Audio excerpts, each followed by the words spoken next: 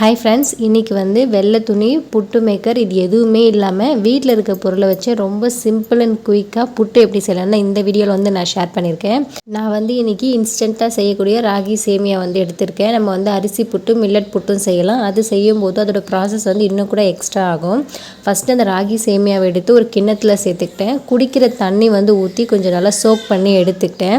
ஒரு சின்ன சைஸ் கிண்ணம் ஒன்று எடுத்துக்கலாம். இதில் தான் வந்து நம்ம புட்டு வந்து ஸ்டீம் பண்ண போகிறோம். நம்ம ஊற வச்சுருக்க ராகி சேமியா எல்லாத்தையுமே தண்ணி எல்லாம் வடிச்சிட்டு நல்லா பிழிஞ்சு அடி லேயரில் வந்து சேர்த்துக்கலாம். இது சேர்க்குறதுக்கு முன்னாடி அந்த கிண்ணத்தில் வந்து நெய் வேணும்னாலும் நீங்கள் தடவிக்கலாம். நான் அப்படியே தான் வந்து சேர்த்துருந்தேன்.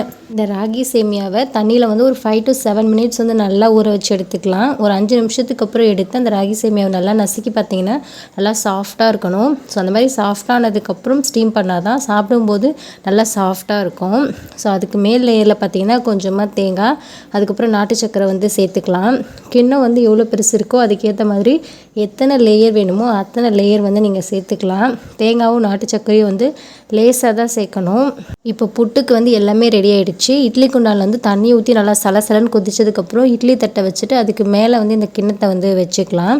இப்போ மூடி போட்டுட்டு ஒரு 5 to 7 மினிட்ஸ் மட்டும் வெந்து வந்தால் போதும். இது ஆல்ரெடி நல்லா சாஃப்டாக இருக்கும். ஒரு 7 மினிட்ஸ்க்கு அப்புறம் ஓப்பன் பண்ணி பார்த்தீங்கன்னா புட்டு வந்து சூப்பராக ரெடி ஆகிட்ருக்கும். நம்ம புட்டு பார்த்திங்கன்னா லேயராக சூப்பராக வந்திருக்கும். நம்ம அடியில் நெய் தடவி இருந்தோம்னா மொத்தமே வந்து பிளேட்டில் கவுத்து கொட்டும்போது மொத்தமாக அழகாக வந்திருக்கும். நெய் தடவாததுனால அது வந்து அப்படியே ஒட்டிக்கிச்சு. நம்ம ஸ்பூன் வச்சு எடுக்கும்போது கம்ப்ளீட்டாக வந்துடும்.